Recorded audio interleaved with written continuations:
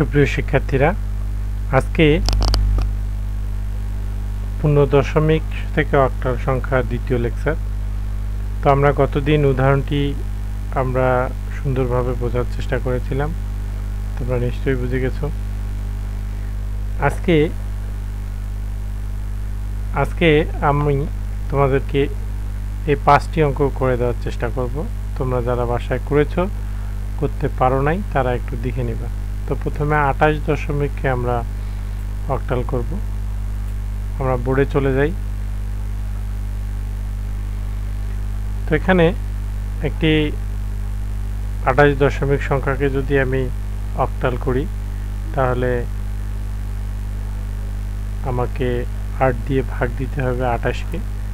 আমরা 8কে যদি 8 দিয়ে ভাগ দিই তাহলে 3 আসতে কত হয়, আমাদের 24 হয়। 3 আসতে ভাগশেষ 4 আর ভাগফল আমাদের 3।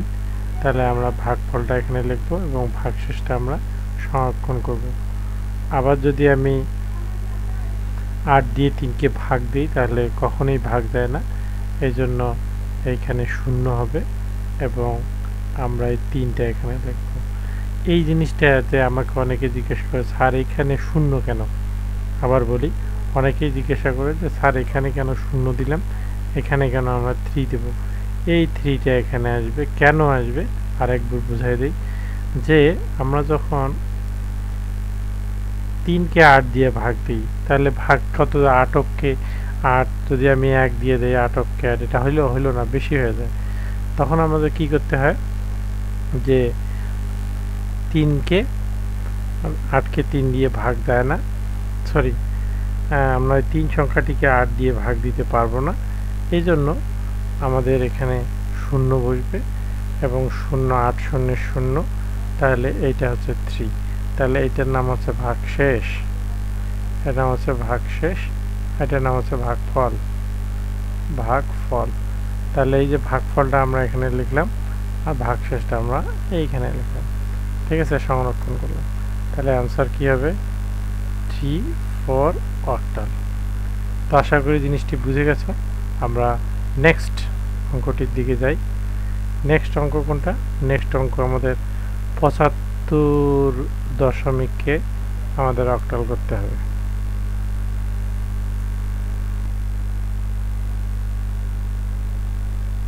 তো আমরা 75কে আমরা এবার অক্টাল করব। 75 দশমিককে আমরা যদি প্রথমে 75 দশমিক সংখ্যাটিকে 8 দ্বারা ভাগ দিই তাহলে 8 লং কত, 8 লং 72।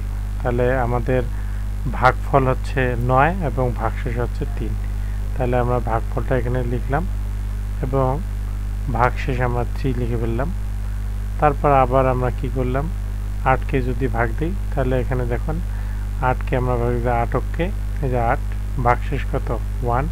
তাহলে আমরা ভাগফলটা এখানে লিখলাম, ভাগফলটা এখানে 1 এবং ভাগশেষও এখানে 1। তো যখন আর এই যে 1কে আর ভাগ যখন যাবে না, 8 দিয়ে যখন আমি 1কে আর ভাগ করতে পারবো না, তখন আমার এখানে 0 বসবে এবং এই 1টা এইখানে আসে, হ্যাঁ এইখানে আসে। তো এই যেটা যে 8কে যখন আর ভাগ করা যায় না, 1কে যখন আর ভাগ করা যায় না, তখন আমরা এখানে 0 বসালাম। তাহলে এটা কি, এটা হচ্ছে ভাগশেষ আর এটা হচ্ছে ভাগফল। তো আমরা অ্যান্সার কি লিখব? অ্যান্সার লিখব হলো 113 অক্টাল, ঠিক আছে। তাহলে আমরা 75 সংখ্যার 113 অক্টাল পেয়ে গেলাম। আমরা পরের অঙ্কটিতে যাই। 3 নম্বর অঙ্কটি আছে হলো 175। 175কে আমরা অক্টাল করব এখন।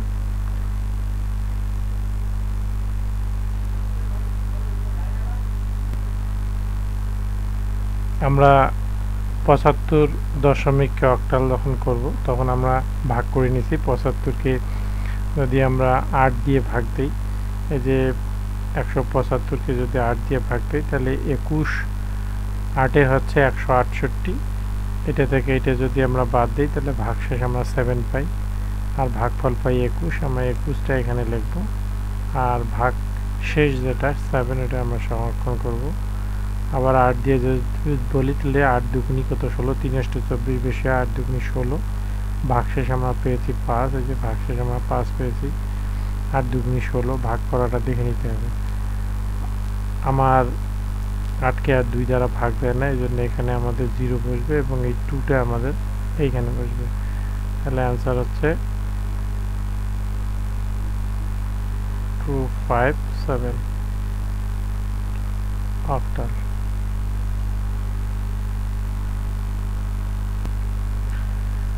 শিক্ষার্থীরা, এবার আমরা 4 নম্বর যেটি আছে সেটি আমরা করার চেষ্টা করব। 4 নম্বরটা আছে 450 দশমিক, এটাকে আমরা অক্টাল করব।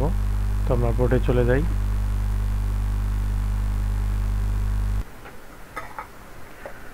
তো আমরা 450কে যদি 8 দিয়ে ভাগ দিই তাহলে ভাগফল হচ্ছে 56, ভাগশেষ 2, আমরা এই যে 56 দেখিয়েছি, 2 দেখিয়েছি।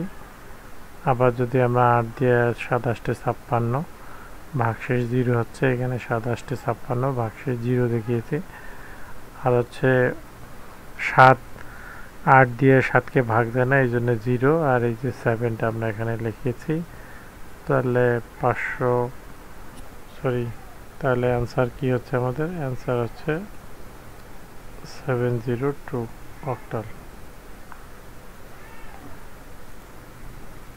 এরপর আমরা যে অঙ্কটি করব সেটি হচ্ছে 5 নম্বর অঙ্কটি আমরা করব। এটা 745 দশমিককে আমরা অক্টাল করব। আমরা যদি 5 নম্বর অঙ্কটি করি তাহলে দেখো আমরা এখানে ভাগ করছি 8কে 745 দিয়ে ভাগ করলে ভাগফল হয় 93, আমরা 93টা এখানে বসালাম। ভাগশেষ 1, আমরা 1টা এখানে বসিয়েছি। তারপরে 8কে 93 দিয়ে ভাগ দিলে 8 11 88 আমরা এখানে পাইছি, ভাগশেষ পাইছি আমরা কত 5, এবং ভাগফল আমরা 11 পেয়েছি। তারপরে 8কে যদি আমরা ভাগ দিই তাহলে 8কে 8 এবং ভাগশেষ আমরা 3 পাইছি, ভাগশেষ আমরা কি পাইছি 3, এবং ভাগফল আমরা 1 পাইছি। তারপরে 1কে আর ভাগ যায় না, এই জন্য 0 আর 1টা আমরা এখানে বসিয়েছি। তাহলে অ্যান্সার কি হবে? 1351 অক্টাল। তো আজকের লেকচার এতটুকুই। যদি লেকচারটি ভালো লাগে অবশ্যই শেয়ার করবা এবং বন্ধুদের মাঝে বলে দিবা যে এই চ্যানেলটি সাবস্ক্রাইব করার জন্য। ধন্যবাদ সকলকে আমার ভিডিওটি দেখার জন্য।